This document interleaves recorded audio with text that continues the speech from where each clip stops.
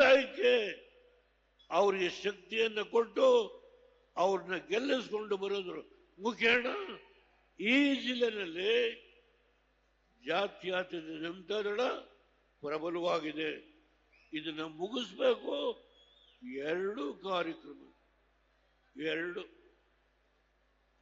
ನನಗೆ ಆನಂದ ಇದೆ. ನಿನ್ನೆ ಡಯಾಲಿಸಿಸ್ ಮಾಡಿದ್ರು, ಆನಂದ ಇದೆ. ನಾನು ನೋಡಿದೆ ಜನ, ನನ್ನ ಕಣ್ಣು ಕುಕ್ಕುವ ರೀತಿಯಲ್ಲಿ ಈ ಸಭೆಗೆ ರಾಜ್ಯದ ಮೂಲೆ ಮೂಲೆಯಿಂದ ನೀವೆಲ್ಲ ಬಂದಿದ್ದೀರಿ. ಇವತ್ತು ಒಂದು ಮೆಸೇಜ್ ಅನ್ನ ಕೊಟ್ಟಿದ್ದೀರಿ. ಆ ಮೆಸೇಜ್ ಏನು? ಯಾರು ಆಡಳಿತ ನಡೆಸ್ತಾ ಇದ್ದಾರೋ ಅವರಿಗೆ ನಿಮ್ಮ ಆಟ ನಡೆಯೋದಿಲ್ಲ.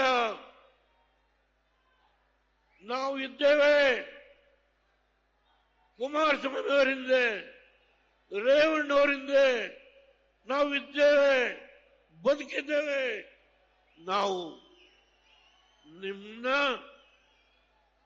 ಇವತ್ತು ಚೆಲ್ಲಾಟ ರೇವಣ್ಣವ್ರನ್ನ ನನ್ನ ಜೊತೆ ಕೂತಿದ್ದಾರೆ, ಬನ್ನಿ.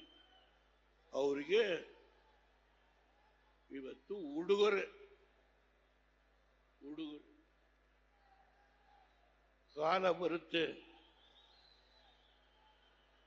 ಕಾಲ ಬರುತ್ತೆ. ಈ ಮಾತನ್ನ ಹೇಳುವಾಗ ನನಗೆ ದೈವದಲ್ಲಿ ನಂಬಿಕೆ ಇದೆ.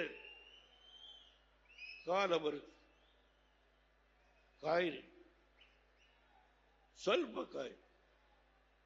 ಹಾಸನ ಜಿಲ್ಲೆಗೆ ಕುಮಾರಸ್ವಾಮಿ ಏನೇನು ಮಾಡಿದ್ರು, ಅದನ್ನ ಯಾವ ರೀತಿ ಕೆಲವು ಅಭಿವೃದ್ಧಿ ಕಾರ್ಯಕ್ರಮಗಳಿಗೆ ಕಂಟಕ ಆಯಿತು, ಅದೆಲ್ಲರ ವಿವರಣೆಯನ್ನ ನಾನು ಹೇಳಲಿಕ್ಕೆ ಹೋಗಲ್ಲ.